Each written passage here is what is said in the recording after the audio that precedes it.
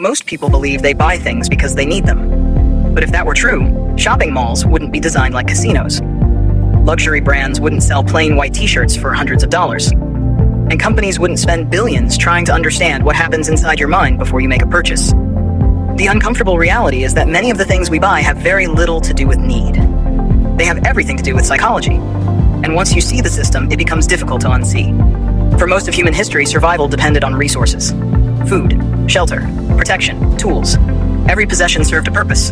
Carrying unnecessary items wasted energy. In a world where survival was uncertain, efficiency mattered. But humans weren't only competing against nature. They were competing against each other. And that created a second game, the status game. Long before social media, luxury watches, and designer brands, status determined who received more resources, more protection, and more opportunities. Higher status often meant a greater chance of survival. Your brain remembers that world, even if you don't. This is where the mystery begins, because modern purchases often solve ancient problems. A luxury car is transportation, but it is also a status signal. A designer handbag carries possessions, but it also carries social information. An expensive watch tells time, but so does a watch that costs 50 times less. The extra cost isn't buying function, it's buying perception. And perception is one of the most valuable currencies the human brain understands. Behavioral scientists call this signaling. The idea is simple. Humans constantly send signals to other humans. Signals of competence, signals of success, signals of belonging, signals of status. The strange part is that we often don't realize we're doing it. We believe we're making rational decisions, but many decisions are emotional first and logical second. In fact, neuroscience suggests that emotional systems become active before conscious reasoning has fully finished evaluating a choice. The brain often decides, then the mind explains. And that changes everything, because it means many purchases begin long before we think they do. A person scrolling through social media sees a lifestyle, a vacation, a car, a house, a wardrobe, a version of success. What follows isn't always envy. Sometimes it's something more subtle, comparison. And comparison is one of the most powerful forces in human behavior. Thousands of years ago, people compared themselves to a small tribe. Today, a phone allows comparison with millions of people. The brain never evolved for that. Yet it responds exactly as if those comparisons are meaningful. The result is a feeling that something is missing. Not because life became worse, but because someone else's life became visible. And that feeling creates demand. This is one reason consumer culture works so well. It doesn't sell products, it sells emotional solutions. A product becomes a shortcut to confidence, a shortcut to status, a shortcut to belonging, a shortcut to identity. Companies understand something fascinating about human psychology. People rarely buy what something is, they buy what it represents. A gym membership represents transformation, a luxury car represents success, a smartphone represents connection, a fashion brand represents identity. The object is visible, the emotion is hidden, and the hidden emotion is often the real product. This is why advertisements rarely focus on practical details.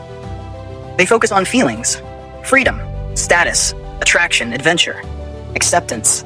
Because humans are emotional creatures attempting to be rational, not the other way around.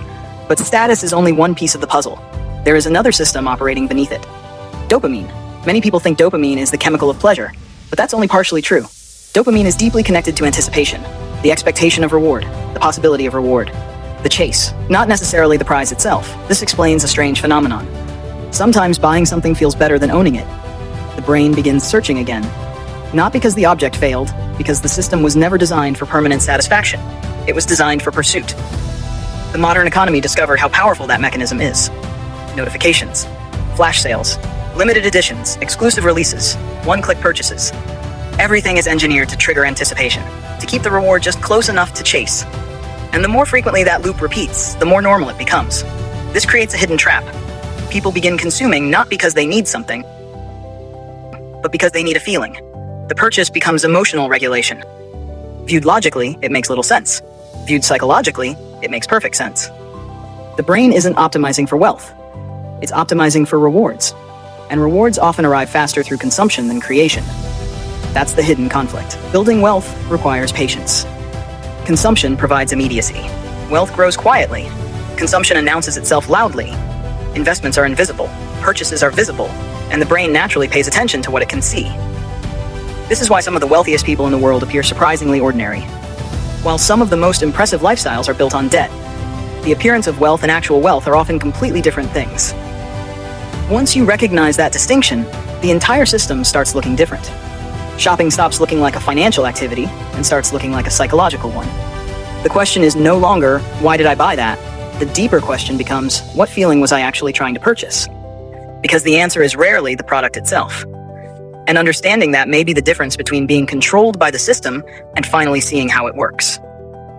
The greatest shopping mall ever built was never made of concrete. It exists inside the human mind, and every purchase begins there.